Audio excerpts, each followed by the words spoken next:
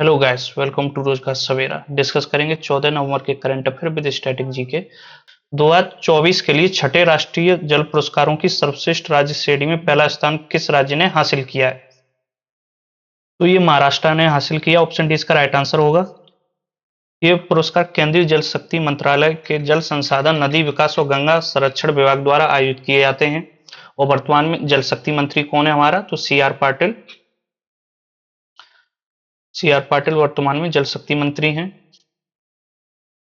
इन पुरस्कारों का उद्देश्य क्या होता है? तो इन पुरस्कारों का मुख्य उद्देश्य जल संरक्षण और प्रबंधन के क्षेत्र में व्यक्तियों, संगठनों और राज्यों द्वारा किए गए अनुकरणीय कार्यों को मान्यता देना और उन्हें प्रोत्साहित करना, ताकि जल समृद्ध भारत के विजन को प्राप्त किया जा सके। तो इन पुरस्कारों की अभी घोषणा की गई है केंद्रीय जल शक्ति मंत्री सी.आर. पाटिल के द्वारा। और ये पुरस्कार श्रीमती राष्ट्रपति द्रौपदी मुर्मू जी द्वारा 18 नवंबर को दिए जाएंगे नई दिल्ली के विज्ञान भवन में। उसमें सर्वश्रेष्ठ राज्य महाराष्ट्र है प्रथम स्थान, और दूसरा स्थान इसमें गुजरात ने हासिल किया है, और तीसरा स्थान इसमें हरियाणा का है। इसके अलावा इसमें 4 डिस्ट्रिक्ट भी होते हैं, north zone, south zone, west zone, east zone के। तो इसमें नॉर्थ जोन वाला जो डिस्ट्रिक्ट है वो हमारे लिए बहुत इंपॉर्टेंट हो जाएगा, क्योंकि इसमें उत्तर प्रदेश का मिर्जापुर जिला है, तो ये उत्तर प्रदेश की परीक्षाओं के लिए महत्वपूर्ण हो जाता है। साउथ जोन का इसमें तमिलनाडु का तिरुनेलवेली जिला है, और वेस्ट जोन में इसमें मध्य प्रदेश का खरसोन जिला है, और ईस्ट जोन में छत्तीसगढ़ का राजनागांव डिस्ट्रिक्ट है। तो हमारे लिए सबसे इंपॉर्टेंट हो जाएगा इसमें नॉर्थ जोन का उत्तर प्रदेश का मिर्जापुर जिला। इसके अलावा सर्वाधिक जल संरचनाएं बनाने वाले भी राज्य हैं, तो इसमें प्रथम स्थान तेलंगाना का है, और दूसरा स्थान छत्तीसगढ़ का है, और तृतीय स्थान राजस्थान का है। तो याद रखना है, ओवरऑल सर्वश्रेष्ठ राज्य महाराष्ट्र है, लेकिन जब पूछा जाता है सर्वाधिक जल संरचना बनाने वाला राज्य, तो इसमें प्रथम स्थान तेलंगाना का हो जाएगा। ये महाराष्ट्र है, तो महाराष्ट्र की सीमा मध्य प्रदेश, छत्तीसगढ़, तेलंगाना, कर्नाटक, गोवा और गुजरात राज्यों से स्पर्श होती है। ये फैक्ट भी हमें याद रखने हैं। नेक्स्ट क्वेश्चन देखते हैं, तो विश्व निमोनिया दिवस कब मनाया जाता है? तो ये 12 नवंबर को मनाया जाता है। ऑप्शन सी इसका राइट आंसर होगा। 12 नवंबर को प्रतिवर्ष विश्व निमोनिया दिवस मनाया जाता है। इसके अलावा 12 नवंबर को लोक प्रसारण दिवस भी मनाया जाता है, यानी 12 नवंबर को 2 दिवस मनाए जाते हैं, विश्व निमोनिया दिवस और लोक प्रसारण दिवस। नवंबर माह के इंपोर्टेंट डेज हैं, वो भी हम एक बार रिवाइज करते हैं। तो वर्ल्ड वीगन डे 1 नवंबर को मनाया जाता है, ठीक है, इसमें कंफ्यूज नहीं होना है, वर्ल्ड वीगन डे है। अगर हमसे पूछा जाता है वर्ल्ड वेजिटेरियन डे, तो वो 1 अक्टूबर को मनाया जाएगा।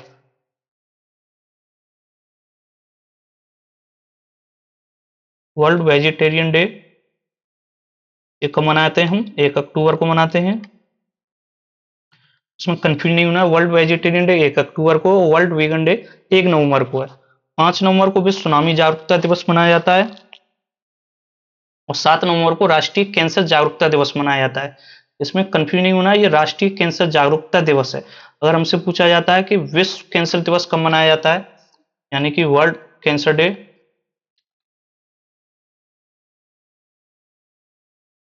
तो ये 4 फरवरी को मनाया जाता है। ये दोनों फैक्ट याद रखने हैं। वर्ल्ड कैंसर डे, विश्व कैंसर दिवस 4 फरवरी को मनाया जाता है, और राष्ट्रीय कैंसर जागरूकता दिवस 7 नवंबर को मनाया जाता है। इसके अलावा 9 नवंबर को राष्ट्रीय विधिक सेवा दिवस मनाया जाता है, और 9 नवंबर को उत्तराखंड स्थापना दिवस भी मनाया जाता है। 9 नवंबर को उत्तराखंड भारत का 27वां राज्य बना था। ये किस राज्य से अलग होकर बना था? उत्तर प्रदेश राज्य से 9 नवंबर को भारत का 27वां राज्य उत्तराखंड बना। 11 नवंबर को राष्ट्रीय शिक्षा दिवस मनाया जाता है, और राष्ट्रीय शिक्षा दिवस किसकी जयंती, किसके जन्म दिवस के रूप में मनाया जाता है? तो मौलाना अब्दुल कलाम आजाद की याद में मनाया जाता है ये, जो कि भारत के प्रथम शिक्षा मंत्री थे।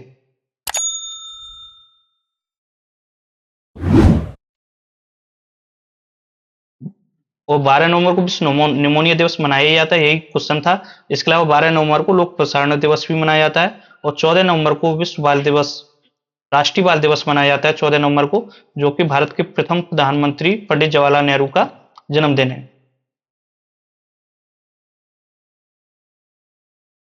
इसके अलावा 14 नवंबर को विश्व मधुमेह दिवस भी मनाया जाता है। वर्ल्ड डायबिटीज डे भी 14 नवंबर को मनाया जाता है, और 16 नवंबर को राष्ट्रीय प्रेस दिवस मनाया जाता है। 16 नवंबर को अंतर्राष्ट्रीय सहिष्णुता दिवस भी मनाया जाता है। 16 नवंबर को 2 दिवस मनाए जाते हैं, राष्ट्रीय प्रेस दिवस और अंतर्राष्ट्रीय सहिष्णुता दिवस। और 17 नवंबर को अंतर्राष्ट्रीय छात्र दिवस मनाया जाता है। 19 नवंबर को विश्व शौचालय दिवस मनाया जाता है, और 20 नवंबर को सार्वभौमिक बाल दिवस मनाया जाता है। 21 नवंबर को विश्व टेलीविजन दिवस मनाया जाता है और 25 नवंबर को महिलाओं के खिलाफ हिंसा के उन्मूलन के लिए अंतर्राष्ट्रीय दिवस मनाया जाता है। अगर पूछा जाए वर्ल्ड वुमेन्स डे, अंतर्राष्ट्रीय महिला दिवस कब मनाया जाता है, तो ये 8 मार्च को मनाया जाता है।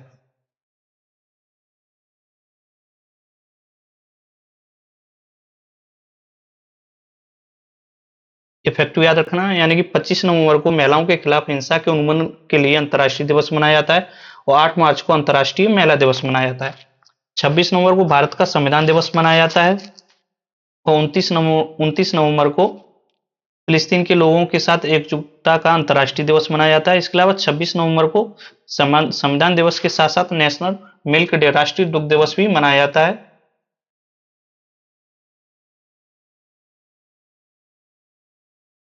ये भी 26 नवंबर को मनाया जाता है। ये 26 नवंबर को क्यों मनाया जाता है, तो 26 नवंबर को ही डॉक्टर वर्गीज कुरियन का जन्मदिन यानी जयंती के रूप में नेशनल मिल्क डे यानी राष्ट्रीय दुग्ध दिवस मनाया जाता है। नेक्स्ट क्वेश्चन है, 22वें राष्ट्रमंडल संसदीय संघ भारत क्षेत्र तृतीय में सम्मेलन का समापन कहाँ हुआ है, तो ये नागालैंड में हुआ है। ऑप्शन सी इसका राइट आंसर होगा। नागालैंड की विधानसभा कोहिमा में इसका आयोजन स्थल है और इसका उद्घाटनकर्ता कौन है, तो इसके उद्घाटनकर्ता लोकसभा अध्यक्ष श्री ओम बिरला जी हैं, जो वर्तमान में कौन सी लोकसभा के अध्यक्ष हैं, तो वर्तमान में 18वीं लोकसभा चल रही है। इफेक्टिव याद रखना है, और 18वीं लोकसभा के ये वर्तमान में लोकसभा अध्यक्ष हैं। इससे संबंधित और फैक्ट जानते हैं, तो नागालैंड तीसरी बार इस सम्मेलन की मेजबानी कर रहा है। इससे पहले इसका पहला सम्मेलन 1997 में आयोजित किया गया था। इसकी थीम क्या है, इसका मुख्य विषय क्या है, तो नीति, प्रगति और लोक परिवर्तन के उत्प्रेरक के रूप में विधानमंडल, यह इसकी थीम है। और इसका उद्देश्य क्या है, तो इसका उद्देश्य, सम्मेलन का उद्देश्य संसदीय लोकतंत्र को मजबूत करना, विधायी प्रथाओं के सुधार करना और पूर्वोत्तर राज्यों के बीच सहयोग बढ़ाना।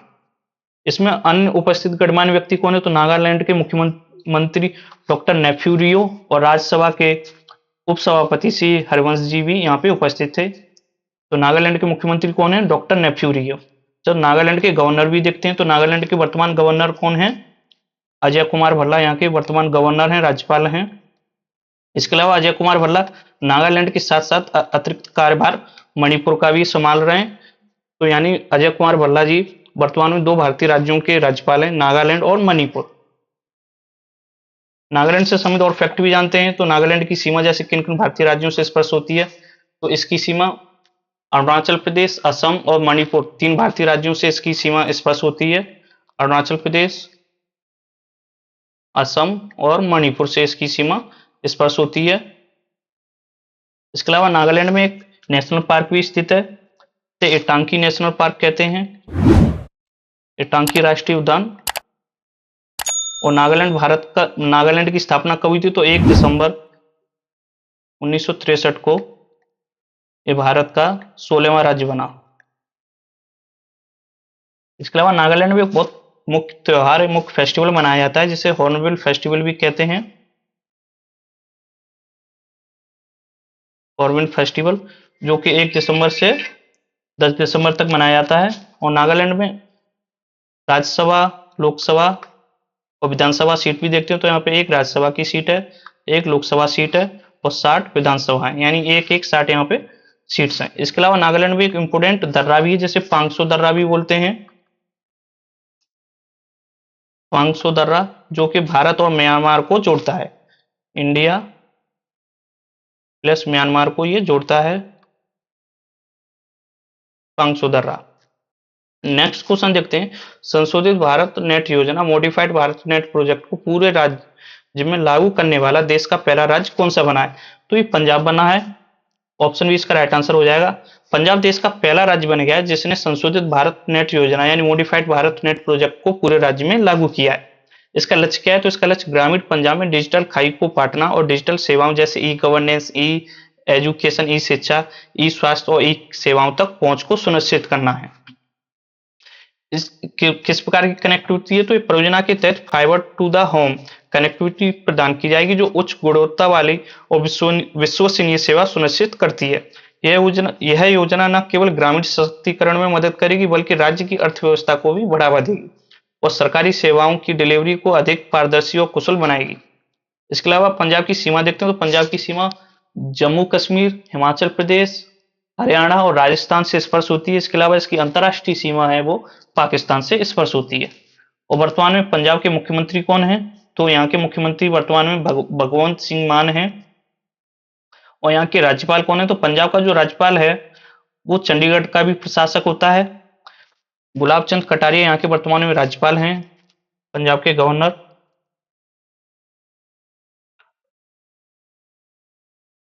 गुलाब चंद कटारिया, और ये इसके साथ साथ ये चंडीगढ़ के भी प्रशासक हैं। और यहाँ के सीएम हैं भगवंत सिंह मान। ये आम आदमी पार्टी से संबंधित हैं। इसके अलावा पंजाब की राज्यसभा, लोकसभा और विधानसभा सीट्स भी देखते हैं। तो यहाँ पे पंजाब में वर्तमान में 7 राज्यसभा हैं, 13 लोकसभा हैं और 117 विधानसभा हैं। यानी यहाँ पे 7 राज्यसभा, 13 लोकसभा और 117 विधानसभा है। इसी तरीके से याद रखनी है, 7 13 117, 7 13 117, 7 राज्यसभा, 13 लोकसभा और 117 विधानसभा। नेक्स्ट क्वेश्चन है, भारत की संयुक्त राज्य अमेरिका के राजदूत का पदभार आधिकारिक तौर पर किसने ग्रहण किया है? तो यूएसए का राजदूत कई बार एग्जाम में पूछ लिया जाता है क्योंकि यूएसए एक महत्वपूर्ण देश है। तो यूएसए का राजदूत वर्तमान भारत में सर्जिया गौर को नियुक्त किया गया। ऑप्शन सी इसका राइट आंसर हो जाएगा। उन्हें भारत में राजदूत के साथ साथ दक्षिण और मध्य एशिया के लिए विशेष दूत का अतिरिक्त कार्यभार भी सौंपा गया है। अच्छा, वर्तमान यूएसए के राष्ट्रपति डोनाल्ड ट्रंप हैं, सभी को पता होगा ये फैक्ट। और ये वर्तमान में अमेरिका के 47वें प्रेसिडेंट हैं। ये फैक्ट कई बार एग्जाम में पूछ लिया है। तो ये किस पार्टी से संबंधित हैं? तो ये रिपब्लिकन पार्टी से संबंधित हैं। ठीक है, ये फैक्ट भी याद रखना, रिपब्लिकन पार्टी से संबंधित। और इस पार्टी का सिंबल क्या है? तो इस पार्टी का सिंबल है एलिफेंट। नेक्स्ट क्वेश्चन है, संयुक्त राष्ट्र जल सम्मेलन में शामिल होने वाला दक्षिण एशिया का पहला देश कौन बना है? तो ये बांग्लादेश बना है। ऑप्शन ए इसका राइट आंसर हो जाएगा। संयुक्त राष्ट्र जल सम्मेलन में शामिल होने वाला दक्षिण एशिया का पहला देश बांग्लादेश बना है। बांग्लादेश से संबंधित और फैक्ट भी जानते हैं, जैसे कि भारत और बांग्लादेश के बीच में कुछ क्षेत्रों को लेकर विवाद था, तो वो क्षेत्रों का आदान प्रदान किस संविधान संशोधन के तहत किया गया था? तो इस 100वां संविधान संशोधन अधिनियम 2015 के तहत किया गया था, एक दूसरे के क्षेत्रों का आदान प्रदान। और बांग्लादेश की राजधानी ढाका है, जिसे कि रिक्शा की राजधानी भी कहते हैं, क्योंकि यहाँ पे ढाका में रिक्शाओं की संख्या अधिक होने के कारण इसका निकनेम यानी उपनाम पड़ गया है रिक्शा की राजधानी। और यहाँ की करेंसी क्या है? तो टका यहाँ की करेंसी है। टका यहाँ की करेंसी है। इसके अलावा यहाँ की ऑफिशियल लैंग्वेज बंगाली है। और यहाँ की अर्थव्यवस्था का मुख्य सोर्स क्या है? तो कपड़ा उद्योग यहाँ की अर्थव्यवस्था का मुख्य सोर्स है। और ये कब स्वतंत्र हुआ? तो 26 मार्च 1971 को ये भारत के सहयोग से पाकिस्तान से अलग हुआ, पाकिस्तान से स्वतंत्र हुआ। और बांग्लादेश की सबसे लंबी नदी पद्मा है, जिसे कि गंगा को ही बांग्लादेश में पद्मा के नाम से जाना जाता है। और यहाँ का जो नेशनल एनिमल है वो रॉयल बंगाल टाइगर है, जो कि भारत का भी नेशनल एनिमल है। और यहाँ का राष्ट्रीय गीत, राष्ट्रगान आमार सोनार बांग्ला है, जो कि श्री रविन्द्रनाथ टैगोर जी ने लिखा है। और रविन्द्रनाथ टैगोर ने ही भारत का राष्ट्रगान भी लिखा है। और यहाँ की संसद को जातीय संसद कहते हैं। अच्छा, संसद से संबंधित कभी क्वेश्चन कभी कभार पूछ लिए जाते हैं एग्जाम में, जैसे कि मालदीव की संसद को मजलिस कहते हैं, बांग्लादेश की संसद को जातीय संसद कहते हैं, और नेपाल की संसद को भी राष्ट्रीय पंचायत कहते हैं। तो इस संसद से संबंधित क्वेश्चन भी एग्जाम में देखे जाते हैं। तो ये फैक्ट भी हमें साथ के साथ याद रखनी है। नेक्स्ट क्वेश्चन है हमारा, ये बांग्लादेश की सीमा से लगे भारतीय राज्य भी देखते हैं। तो बांग्लादेश की सीमा से भारत के कौन कौन से राज्य स्पर्श होते हैं? तो पश्चिम बंगाल, असम, मेघालय, त्रिपुरा और मिजोरम, ये वो भारतीय राज्य हैं जो बांग्लादेश की सीमा से स्पर्श होते हैं। नेक्स्ट क्वेश्चन है, भारतीय राष्ट्रीय कांग्रेस को निम्नलिखित में से कौन सा अधिवेशन 1916 में 2 गुटों के पुनर्मिलन के लिए प्रसिद्ध है? ये हिस्ट्री का क्वेश्चन लिया है। तो लखनऊ अधिवेशन था, काफी फेमस अधिवेशन था ये। यह अधिवेशन भारतीय स्वतंत्रता संग्राम में एक महत्वपूर्ण मोड़ था, जिसमें मुख्य रूप से लखनऊ समझौता, लखनऊ पैक्ट और कांग्रेस के भीतर गर्म दल और नरम दल के एकीकरण के लिए जाना जाता है। तो इस अधिवेशन का स्थान क्या था? लखनऊ था। और इसके अध्यक्ष कौन थे? तो अंबिका चरण मजूमदार जी इसके अध्यक्ष थे। और कब हुआ था ये? तो 1916 में हुआ था। तो गरम दल और नरम दल का इसमें एकीकरण हुआ। 1907 के सूरत अधिवेशन में कांग्रेस दो गुटों में विभाजित हो गई थी, जिसमें गरम दल और नरम दल दो अलग अलग हो गए थे।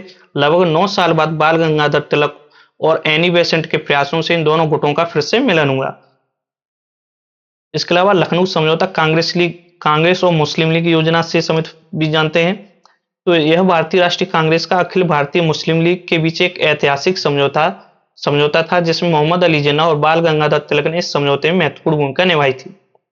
इसके बाद समझौते के बाद क्या हुआ, तो सांप्रदायिक निर्वाचन को स्वीकृति मिल गई। कांग्रेस ने पहली बार मुसलमानों के लिए अलग निर्वाचन क्षेत्र सेपरेट इलेक्टोरेट्स की मांग को स्वीकार किया, जिसे 1909 के मार्ले मिंटो सुधार में ब्रिटिश सरकार ने पेश किया था। नेक्स्ट क्वेश्चन है, दुनिया के सबसे बड़े पुरातात्विक संग्रहालय का उद्घाटन किस देश में किया गया है? तो ये सबसे बड़ा पुरातात्विक संग्रहालय इसलिए इंपोर्टेंट हो जाता है, तो ये मिस्र में किया गया। ऑप्शन बी इसका राइट आंसर होगा। इसे ग्रेट इजिप्शियन म्यूजियम भी कहते हैं, जिसे अक्सर जीईएम या मिस्र का महान संग्रहालय भी कहा जाता है। यह संग्रहालय मिस्र की राजधानी काहिरा के पास ही स्थित है। तो मिस्र की राजधानी क्या है? काहिरा है। यह प्रसिद्ध गीजा के पिरामिड परिसर के बहुत करीब स्थित है, जिसमें पर्यटक पिरामिड देखने के साथ साथ आसानी से म्यूजियम में भी जा सकते हैं। और मिस्र की जीवन रेखा किस नदी को कहा जाता है? तो नील नदी को कहा जाता है। ये मैप में आपको नील नदी दिख रही होगी, ये नाइल रिवर। तो मिस्र की जीवन रेखा किस नदी को कहा जाता है? तो नील नदी को कहा जाता है। और सुएज नहर किस देश में स्थित है? तो यह भी मिस्र में स्थित है। सुएज नहर जो कि सिनाई प्रायद्वीप में स्थित है। और ये किस किस को जोड़ती है? तो सुएज नहर भूमध्य सागर को लाल सागर से जोड़ती है, और ये सिनाई प्रायद्वीप में स्थित है।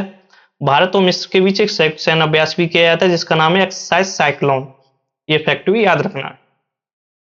नेक्स्ट क्वेश्चन है, पीएम मोदी द्वारा ल्यूकेमिया और लिम्फोमा के लिए लॉन्च की गई भारत की पहली घरेलू CAR-T सेल थेरेपी का नाम क्या है? तो इसका नाम है नेक्सार 19। ऑप्शन डी इसका राइट आंसर हो जाएगा। नेक्सार 19 इसका नाम है। इसे IIT बॉम्बे और टाटा मेमोरियल सेंटर के वैज्ञानिकों द्वारा विकसित किया गया है। इसका निर्माण इम्यूनो एक्ट प्राइवेट लिमिटेड द्वारा किया जा रहा है। और इस थेरेपी का महत्व क्या है? तो यह थेरेपी विदेश आयातित CAR-T सेल थेरेपी की तुलना में बहुत अधिक किफायती है, जिसमें यह भारतीय रोगियों के लिए सुलभ होगी। और यह आत्मनिर्भर भारत की पहल के तहत जैव प्रौद्योगिकी क्षेत्र में एक बड़ी सफलता है। तो क्लास अच्छी लगी हो लाइक शेयर और सब्सक्राइब अवश्य करें। Thanks for watching.